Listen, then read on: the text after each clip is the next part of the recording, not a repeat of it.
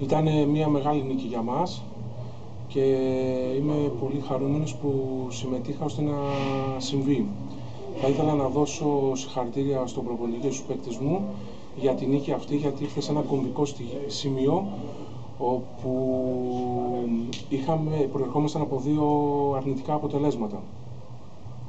Κερδίσαμε μια ομάδα η οποία έχει όλα τα φόντα να ανέβει στην Α1 και της εύχομαι καλή συνέχεια και καλή επιτυχία στο στόχο που έχει να υλοποιήσει.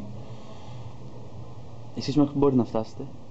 Εμείς από εδώ και στο εξής θα κοιτάμε να φτάσουμε όσο το δυνατόν ψηλότερα στη βαθμολογία και να παίζουμε για την ομάδα μας και για τον κόσμο μας. Βέβαια, μέσα από την ομαδική επιτυχία έρχεται και η ατομική καταξίωση, όπου ο κάθε παίκτης κοιτάει το καλύτερο δυνατό συμφέρον του τόσο για την ομάδα όσο και για το ατομικό του